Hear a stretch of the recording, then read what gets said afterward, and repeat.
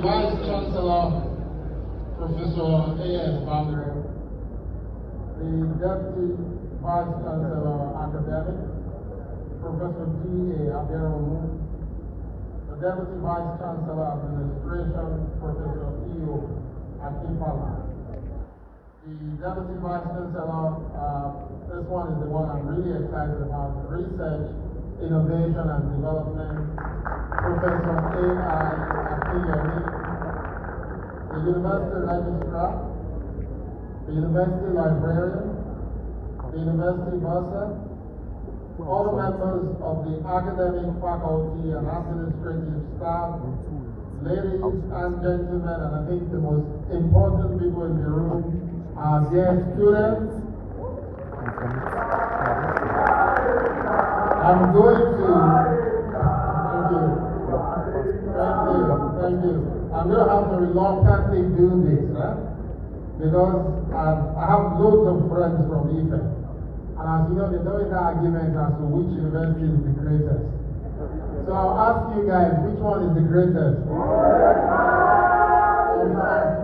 Unfortunately, I have to agree to that. Great Ife. It's a pleasure to be here with you guys. It's really indeed a pleasure.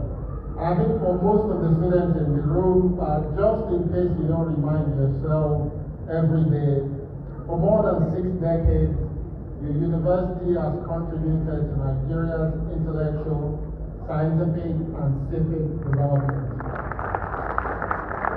And its influence is evident in the quality of its scholarship, the reach of its alumni, and the strength, of course, of the tradition of this university. So you should be extremely proud of the university that you're part of, and you should give the university a round of applause for that.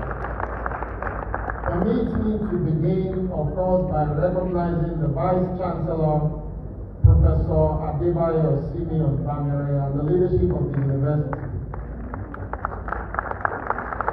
Professor Bamire, thank you for your stewardship, particularly at a time when universities globally are struggling and trying to navigate rapid technological change. As you know, many young people don't want to come to universities anymore because there's nothing you can learn on the internet today. But also, when universities are struggling with financial pressure and shifting social expectations, you lead a university that has remained focused, and I'm extremely proud of the presentations that were made earlier.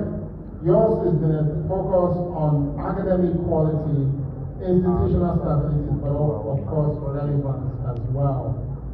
Your emphasis, I have to say this, on research, innovation, and global excellence is more than appropriate for the time that we live in, and of course deserves a proper acknowledgement. On this note, I would like for each one of us to take the time for a simple reason. The Vice Chancellor traveled all the way to Abuja to try and encourage me to come for this lecture. You can imagine what it took for him to be able to do that.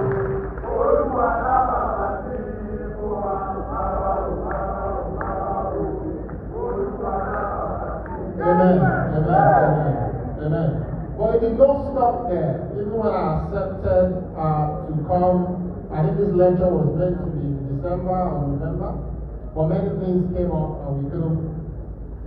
But the Vice Chancellor kept in touch and continued to check on appropriate time to come. In fact, I was worried that there would be something special in this lecture, and I didn't have a choice, right?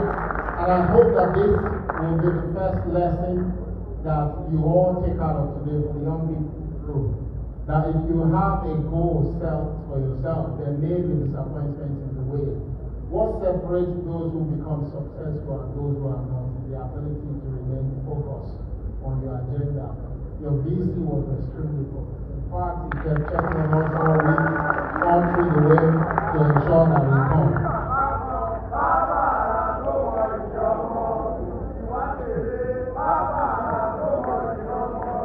Thank you. Let's give him a round of applause. We should give the VC a round of applause. Obafemi Awolowo University, of course, continues to rank among Nigeria's leading institutions. As you know, the university is home to the OAU Faculty of Pharmacy, a very strong faculty of technology. I can attest to that as one of the leaders in the technology space. Active research centers. If I was just saying it, you heard when someone came out and was reading out all the IPs that you have. I have to say this is the first time. I was recently in my own university. I went to Jos, right? So I do go to university. This is the first time I've been to a university where someone actually spoke about intellectual property. So that's very significant. Of course, your university is also home to a growing innovation system. Equally important, I think you shouldn't take this for granted, is the culture that the university has sustained over the years. And in my mind, from what we've seen from outside and what we've been able to read, that culture is one where independent thought is encouraged, rigorous debate is also encouraged, but also engagement is encouraged. Of course, your VC engaging us in Abuja is a testament to that. And that culture is extremely important. This culture, if you guys doubt it, is also visible in the alumni, the graduates that these universities produce. OAU has shaped, if you don't know, the telecommunications sector, finance sector in Nigeria, the development banking sector, entrepreneurship, literature, but also public life across not just Nigeria, but the African continent. This is the university that produced the only person on earth that I call my mentor, Mrs. Funke Obeke. You should be proud of her. Mr. Obeke is also the board chairman for my company, CCM, so it's someone I respect a lot. And in fact, I'll be seeing her tonight upon leaving Ile-Ife. This is also, thank you guys. That's true, that's true. You guys should take that away. This is also the University of Caltoriella. How many of you guys know Caltoriella? The CEO of MTN. If you don't know, that's the most capitalized company in Nigeria. If you look at our stock exchange, MTN is either number 1 or 2. And of course, it's one of the companies that I regulate. The university is also where Mr. Segun Ogunsoya used to call his home. Segun Ogunsoya was the senior executive at Airtel International, not just Nigeria. I think he's now retired. If you don't know Mr. Segun, you probably know Mr. Akinwumi Adesina. Do you all know him? A fantastic Nigeria that we are all proud of. And I think last but not the least is of course Mr. Benedict Orama, the recent leader of African Bank. But I'll not do justice to giving this list without mentioning someone that is of course very special to me, a very good friend of mine whom I met. He was the president of ICT in Ile-Ife. How many ICT students are in the room? ICT students, any one of them? He was the president of ICT in Ile-Ife, and I was the president of ICT in Jos. And Femi Longe and I became friends. Femi is of course an alumnus of this university, and we went on to create a company that is known today as CCM together. So we should give Femi a round of applause. Our work together grew out of ideas and intellectual confidence that we believe was formed in academic environments like this. It went on to support startups, talent development, and policy engagement across Africa's innovation ecosystem. Today, that company operates, we do projects in over 27 African countries with physical presence in Nigeria, Namibia, Kenya, Rwanda, Togo. And to appreciate Femi's contribution alongside myself to the technology ecosystem of this country, I'm going to do something that I didn't plan. And I'll recognize the OAU Young Innovators of Oluwasami, or Oluwadele. Where are you guys? Are you still in the room? You should rise. Ogunsola Daniel Abimbola, Owolabi Adeniran, Bolarewa Oreluwa, Abiola Nino, and Momodo Victor. for each one of you guys for exploring the path that our nation requires to be able to develop. On a personal note, this is not from government. I will be supporting your innovation with $1,000 each. And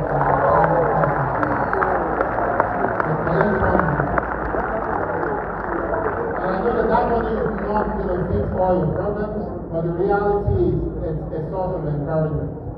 When we started CCO, I remember a young man that walked into CCO and was wearing what we call in Nigeria Dunlop slippers.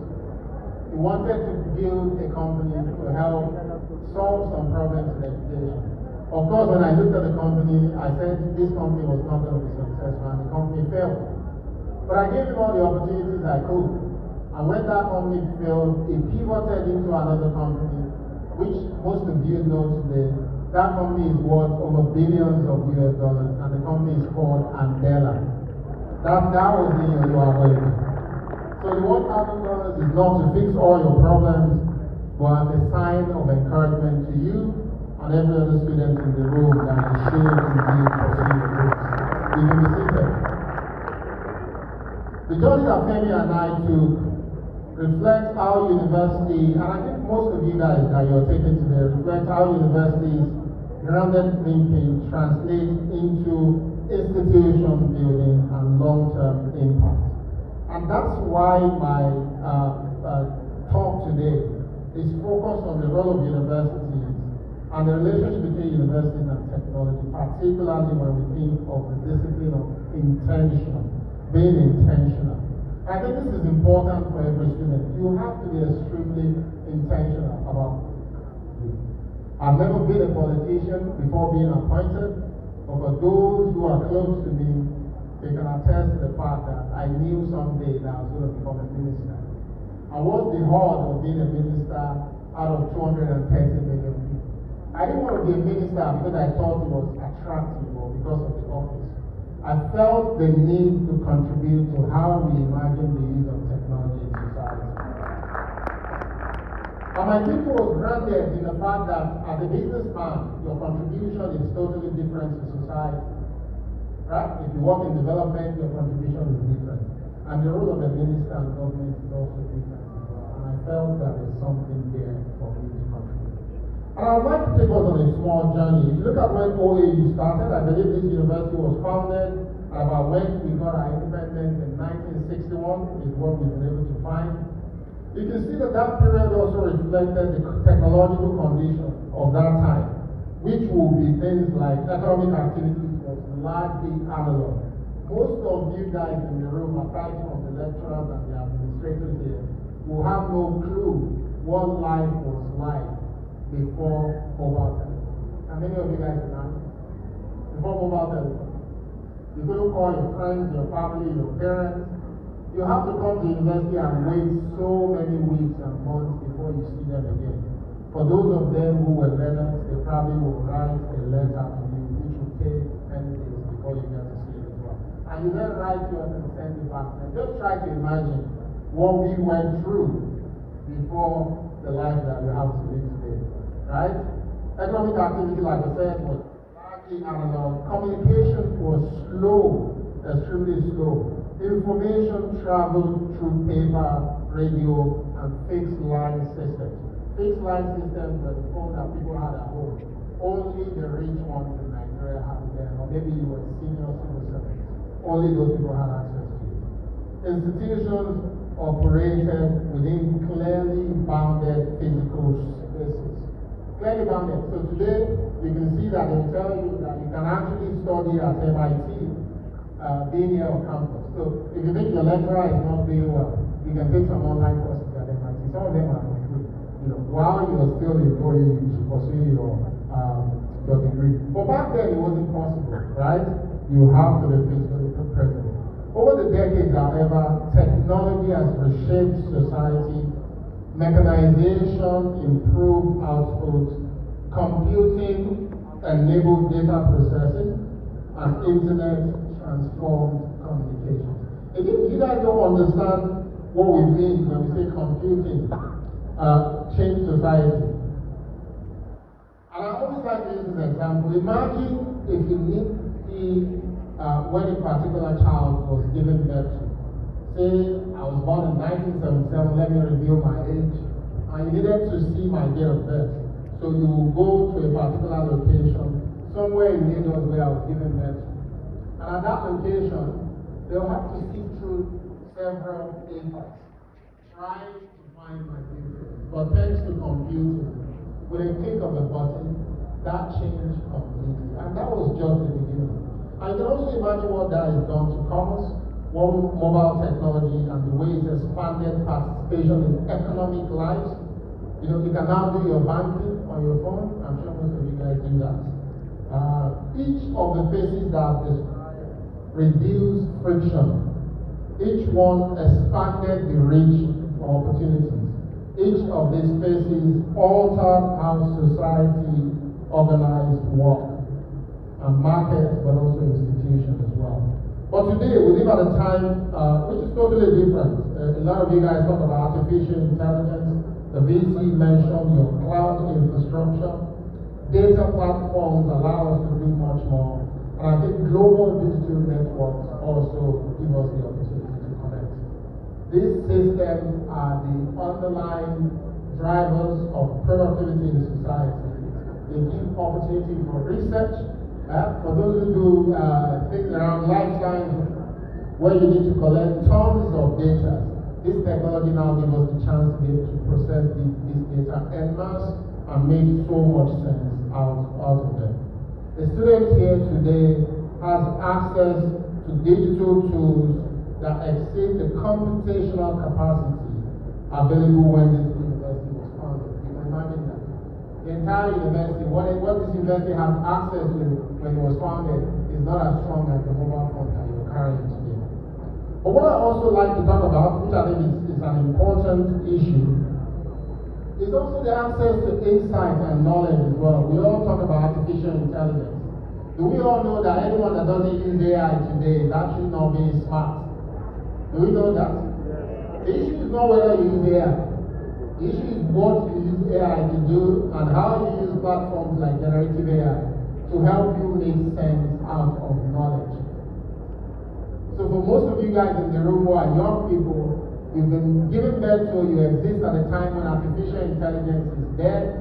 I think I escaped it when I was doing my PhD. There was no generative AI. So you can imagine what literature review was like. Today, if you're a PhD student and you need to do literature review, you don't have to go through what I went through. We were literally living in the library. You go from one book to the other. As you're reading that book, the author will confuse you and throw in another perspective. You go in another direction. But in your time, AI is not about writing thesis. This is where people get it wrong. Imagine how AI can direct you in understanding how you should pursue your literature review. In less than a second, you can pick up a topic and AI will tell you the direction to take, which most likely your lecturer may not even be able to tell you, because that's the reality.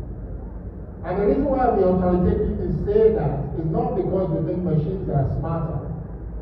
We humans, we've been able to figure out how to take everything we know and teach it to a machine.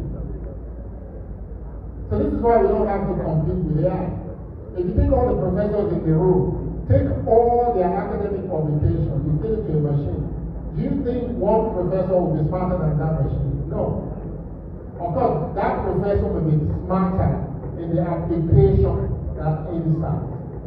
But in terms of being able to answer questions from that insight, machines will most likely do better. And that's the world we live in. The implication of that is that nearly everything you set out to achieve as a young person today is possible.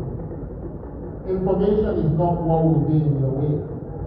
What will be in your way is the ability to apply the information for what you want to do. So as such, the question that we should be asking today is no longer whether technology will continue to advance and whether it's useful.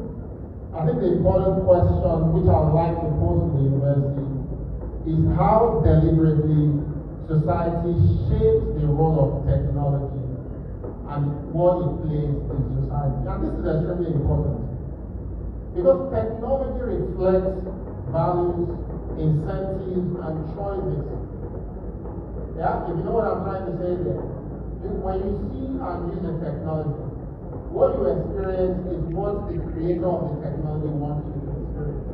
It's the value of the person that is created it, the incentive that the person is trying to achieve, but also the choices that that creator is made as well. And this is extremely similar to markets. Markets will typically reward efficiency and skill. And for those who follow politics, political systems will prioritize power and control anywhere in the world. I think we have great examples in the US today. However, universities occupy a different position in society, which is why universities are important. And I'll speak to this. Universities provide a space for reflection before outcomes are fixed. So if universities participate in the process of building technology, questions will be asked before the technology will become the reality of the society. That's simply what it is. Universities connect technical capabilities with ethics, social context, but also public purpose as well. For instance, there's a debate which I support. I have some people that are against it. And that debate is whether kids under 16 years old should be given access to social media. Yeah? Should kids under 16 have access to social media? If you're in support, say yes. Yes. If you're against, say yes. That means they've failed. My position is no. Right? And I'm sure the pros are shy because we have young people here. My position is no, because social media platforms are platforms for voices, opinions that are uncontrollable.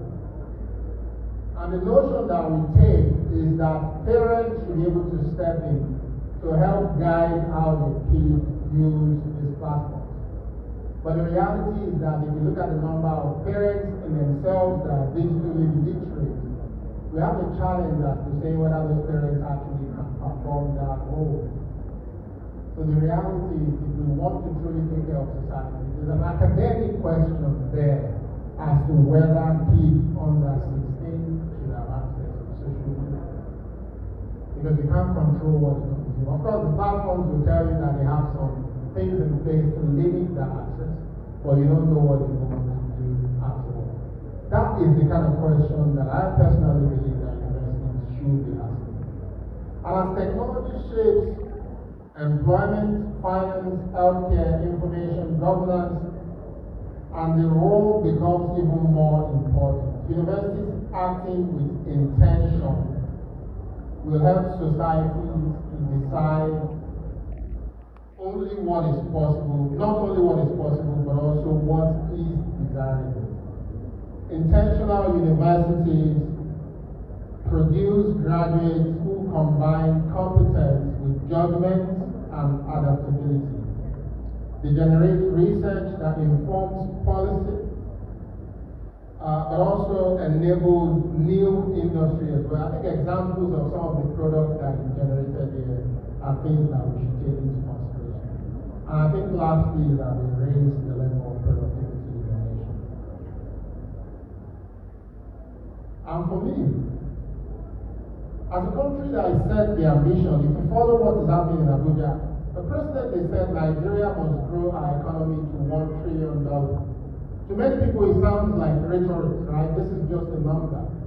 But the reality is that the size of the economy is what decides the ability of the government to actually provide goods and services to its people. So if there's anyone with economic background like me in the room, I think I know one, but if there's any other person, you realize that gross domestic product is actually what determines how far a society gets, how many jobs the society can create, and things like that. So our president in his wisdom has said Nigeria must grow its economy to become $1 trillion. But the reality is that to achieve this scale, it requires productivity, it requires innovation, it requires that we're globally competitive, and it requires the value that creates at scale. I'll use another basic example. If we're talking about all of these things that you don't understand, Currently, Nigerian farmers are unable to compete because they are not as productive as farmers all over the world, and we live in a globalized world. The average yield of a maize farm in Nigeria is 2.5 tons per hectare. The average yield in Nigeria. Today, Brazil is already getting close to 10 to 12 tons per hectare. And with digital technologies, Brazil is already using 95% less herbicide than we use in Nigeria. And I'm not talking about GMO. We use technologies to decide exactly where the maize goes into, exactly where fertilizers will go. They use technology to pick up weeds and dispense herbicide directly on that weed instead of spraying. So today, even if you use drones in agriculture in Nigeria, it's not the most effective technology anymore. For us to be able to move forward to a point where agriculture is competitive in Nigeria, it means universities must create innovation that our local people can actually use. And I think I'm at the right university, so I don't need to say more for you to understand. For this reason, universities therefore function as a strategic economic infrastructure. They develop the human capital that we need. They generate applied research, but also support the development of new sectors as well. So a $1 trillion economy is one that is knowledge driven and is a national project that all our universities must take part in. On this note, I would like to challenge the Obafemi Awolowo University with concrete commitments, of course. But before I do that, I challenge the university to strengthen its role as a national reference point for responsible technology development. And my office would like to work with you on this. Would like to work with you. Part of my hope and aspiration is that by the time I'm done being a minister, I'd like to see at least 5 think tanks or research groups that are researching topics that are critical to the ministry. So whoever the next minister is, not only do they tell Nigeria what to do, and those centers can also have opinion on whether what they are proposing is ideal or not. That's how you develop a society. This is part of Nigeria. So I challenge you to include interdisciplinary research in everything you do. You probably already do this. Now you align with national priorities. Don't look at Abuja and say those people don't know what they're doing. The reality is whether they know what they're doing or not. The agenda that is being set there is our collective agenda. Your research can help to inform the agenda. I used to be an activist before becoming a minister. For those who follow me online, they know I was fired. But the reality is that after coming into government, I actually realized that there are no quality support for government. You'll be surprised. It may take a lot of effort, but the VC is done to show that relationship can be built. And I think this is what we need to build from the university as well.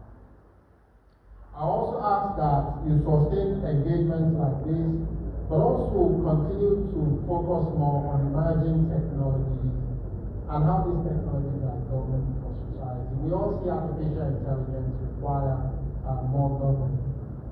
These challenges, however, will also come with concrete commitment from our side.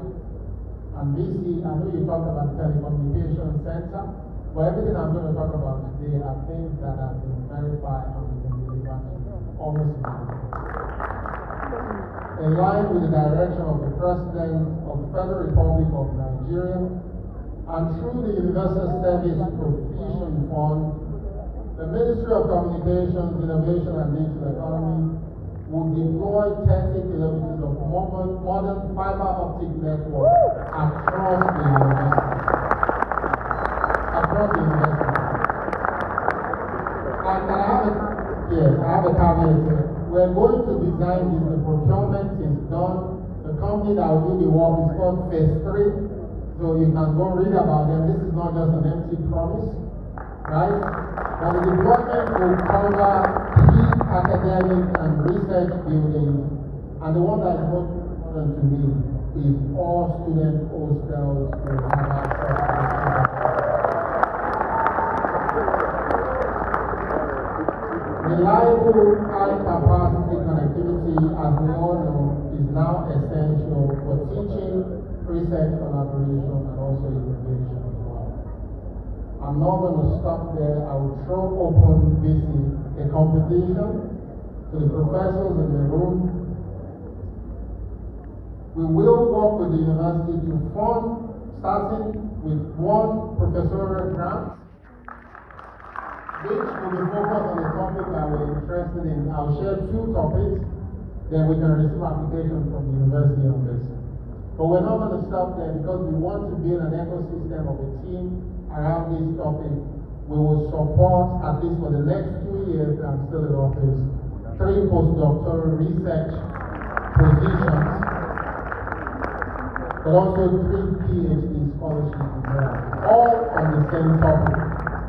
These positions can focus on either of these 2, or perhaps you can extend it to 3 areas because of the way you describe the focus of your university. One which is quite big and aligned with what we're doing at the federal level is on connectivity. The government of Nigeria for the first time is investing close to $2 billion in 90,000 kilometers of fiber optic network across the entire country. So every state, every local government, and every ward will have a point of presence for fiber optic cable, which means eventually in about 2 to 3 years, every home in Nigeria that can afford it will also have the same quality of internet that you have anywhere in the world. But for that to truly be successful, we need much more than just the money that is going into it. We need researchers that are also researching on connectivity to ensure that that investment goes in. So that's one option of an area that you can focus on. The second option is on something that you shared earlier, which I'm extremely excited about, which is on digital skills and literacy. I think you have a center for digital literacy. Nigeria is a country with over 230 million people, but that number doesn't do justice to our reality. We're a country where the average age is actually 16.9. Right? So the average Nigerians are on that path. If you're below 16, can I see your hand up? Say yes. Now, those are the real Nigerians, not you guys. You guys are actually too old already. Right? The average number of that 230 are those people. And the reality is, you guys think you live at a time where technology is important. You can still function. For them, the future they're going into is a future that is solely controlled by digital technology. So not only must we invest, we must ensure that we have the skill set to be able to operate in that environment. And that's why, as a government, we've been investing in a program that we call the 3 million technical talent. There's no way in the world where any government is training 3 million technical people. No way. Of course, we've done it in phases. We can't do that all at once. There's no country in the world. It's because we understand that these folks are the future and we must have the digital skills. So we also want to learn more from that. So the professorial grant can focus on digital skills or literacy to help us truly understand how do we train these young people to ensure that we don't leave them. Our people are smart and creative. If we give them the platform, we're very sure that they'll lead us to where we want it to be. An example, a quick example, if you guys don't believe in it, I was born in Agege, Lagos. Yeah? I was born in Agege. Of course, I was in a very special part of Agege because my father was one of the founders of Agege Bread. Right? My father was one of the founders of Agege Bread. So I was born into that home, and the reality is not everyone there would typically come as far or take the kind of path that I've taken. But because I went to university, I joined ICT. I'm campaigning for ICT. I didn't see any ICT person. You should go and join. There's one somewhere. So when I finished through ICT, I got the opportunity to go and work for the International Trade Center in Geneva. That was the beginning of my story. And that story is still being written. You guys even live at a time where technology means opportunities are limitless for you. So please, do not believe your current condition is going to determine where you're going. Nothing is too small. But you live at a time where everything you need you have. I said to you guys, my co-founder, Femi, also started is somewhere in the world now. I think the last time it was in Ireland or DC or somewhere. Right? So you should believe that this is also possible as well. This scheme that I've mentioned, I think the last one has the possibility to focus on artificial intelligence. So it can be any of the three. Artificial intelligence is an area that Nigeria is taking really seriously. And over the last 2 years, when we came, Oxford University, I think they do a ranking every year of top government and government readiness for artificial intelligence. When we came last year, Nigeria was rated 105 out of 195 or 108. But because we focus extensively on driving the work on AI, today, I think yesterday, the latest ranking was announced, and Nigeria was rated 72. Wow. So we went on by over 10 in just only 2 years. That's because the government is investing. For those who follow my work, you know that Nigeria has one of the most progressive AI strategies in Africa today. We have a lot of professors from all over the world participate in the process of developing that strategy. Nigeria is also the only country in Africa with its own large language model. The computer scientists will understand what I mean by that. Which means we've now built a model that can allow anyone that's building technology to use the model to allow the technology to speak Yoruba, Hausa, Igbo, and accented language. But we're not stopping there. We would like to see more research activity. So that professorial grant can either focus on one of those 3 areas. And all of these will sit under the FMCID, which is my ministry's digital economy and research grant. To me, I came from the private sector, so I don't like to talk about things that will not be fulfilled. So I expect that we set up a small committee from the university that will work with the ministry to deliver these things in the next 3 months. Or more than that. In the next 3 months. And I believe that OAU has the history, the capacity, the culture to play the role that I'm proposing that you play. And before I end, again, I did not plan to come with this one, but I think it's something we can do. So I'll give you the challenge. This is not to the university, to the computer science department, 50 laptops to be shared with the best students in the computer science department. Again, because it's limited, we just need to keep this relationship. If we keep the relationship together, we'll keep bringing more. But one more thing, which I'd like to, on behalf of the Nigeria Information Technology Development Agency, the OAU International School will give you a new computer lab.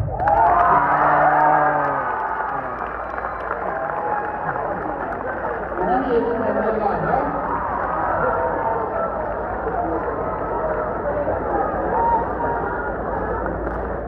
So all you need to do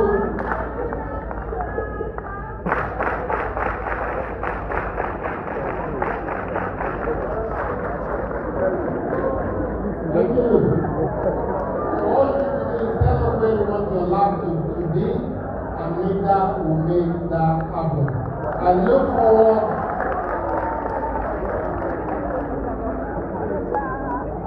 forward to what we can do and build together to make our country great. Thank you so much for listening. Thank you.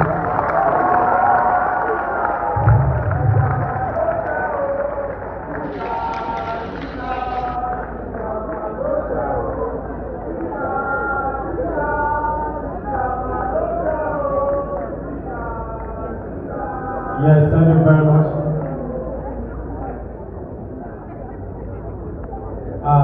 Please, let's be seated.